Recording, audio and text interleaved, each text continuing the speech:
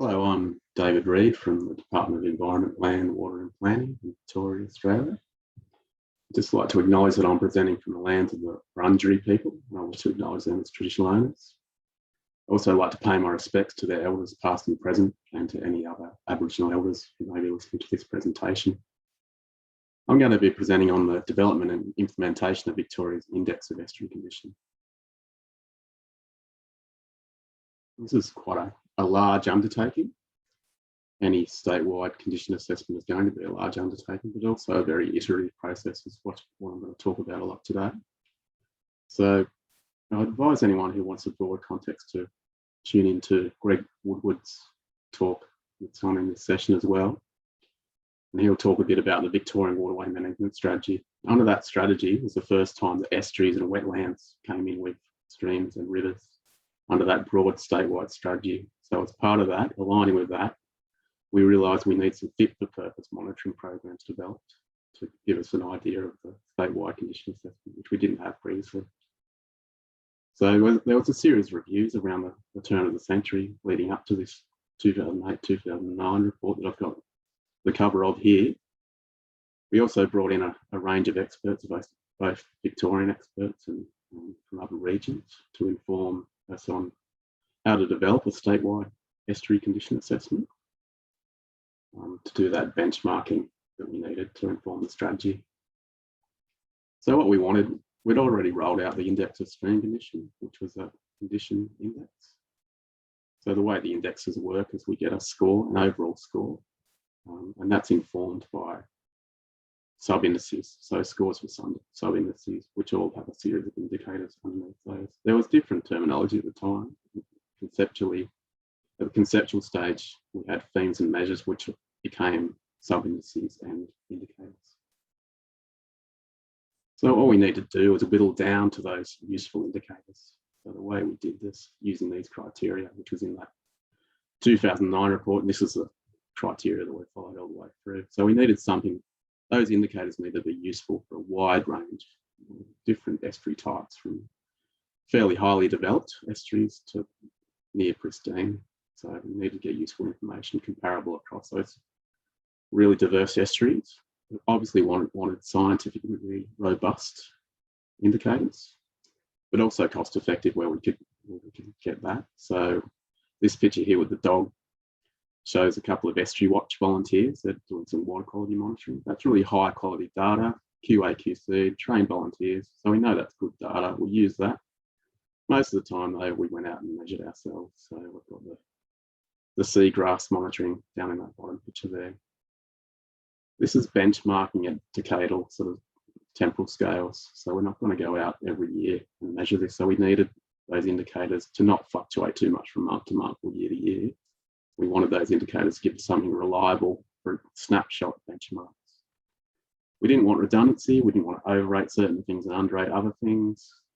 As I mentioned, we wanted everything to be scoreable in relation to reference conditions. So we wanted, some estuaries will come out as excellent, others will come out as very poor, and we've got ratings in between those. It was really important this is informed management, so we wanted conceptual links to environmental conditions, but also threats and management initiatives that we could apply. So jumping between 2008 and 2015, there was a series of trials of different indicators that we may have used, finding out which ones were useful at a subset of those sites. So about a third of the sites we trialled the indicators. So a couple of reports here from Deakin and Monash University. And within those reports, really recommendations about which indicators were going to be most useful.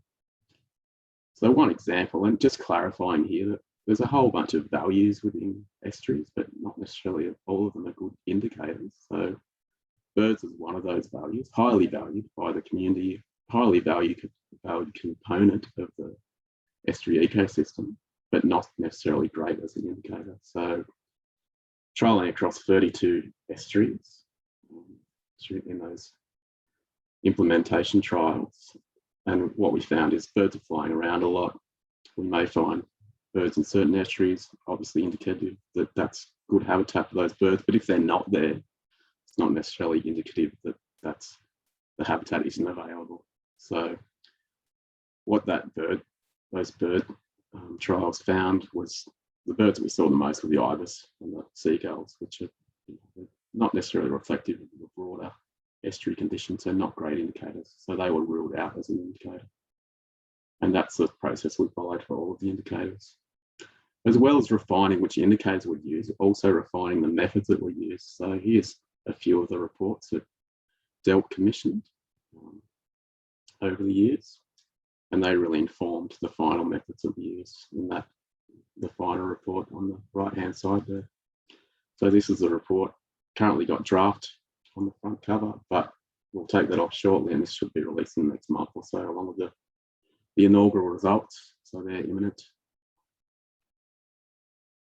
These are the final suite of sub-indices. So we've got physical, form and hydrology, both indicators of threat, and then we've got water quality, flora and fish, indicators of condition, and then we've got indicators underneath those. As I mentioned earlier, all conceptually linked. So I've got the sub-indices linked to threats and also management actions. So I've got all that conceptual link that we wanted, following those criteria from the start.